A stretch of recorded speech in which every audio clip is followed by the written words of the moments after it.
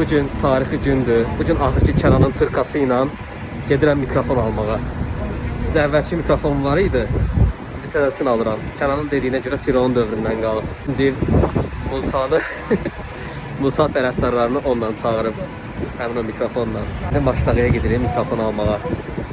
İrşadın Yasamal filialında dedilər ki yoxdur. Ancaq Maçdağı filialında qalıb həmin mikrofon. Biz də durmuşuq basa-basa gəlmişik Koroğluya. Şimdi buradan da avtobusa minib gedirik. Mikrofon almağa Maçdağıya. Ben belə baxıram buradan Maçdağıya ancaq dua ilə azaldır. Ya bir insan Maçdağıya niye mikrofon almağa geçsin?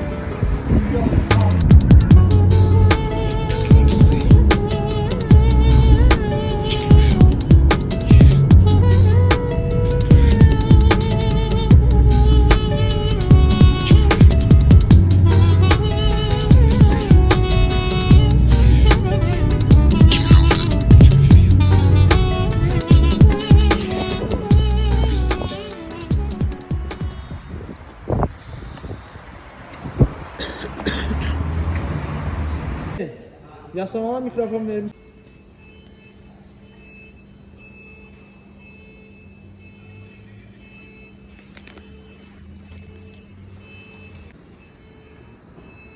Bəli, uzun illər sonra.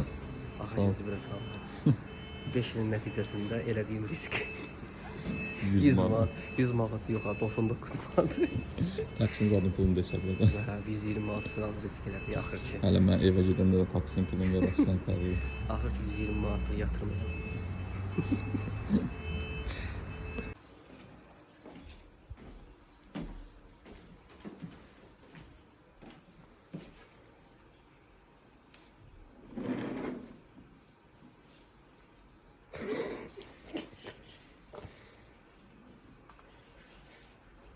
Nəsə daşmır. Yox. 3 hours later.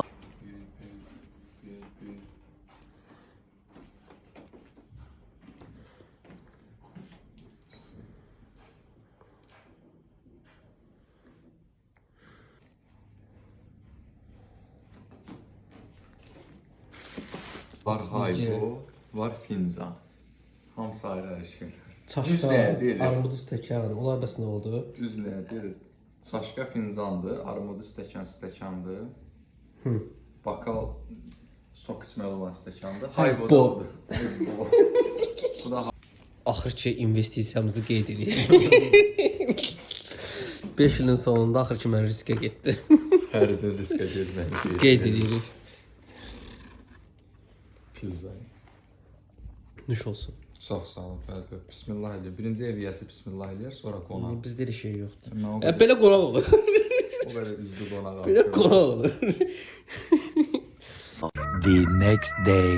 Düşünüp bu illerden ayrana Hislerin içinde ayraydım Senden kalıp da yalnız ben Zamanın içinde tek kaldım Bu uzanan yolları Bu zaman sen mi İster senden alırına Gözler İster derin Gözler ister Gözlerin derin Hissetmedin amani Kalbin isterim beni Deli etti yerlerin İsterim derin Kalbim nezlerin derin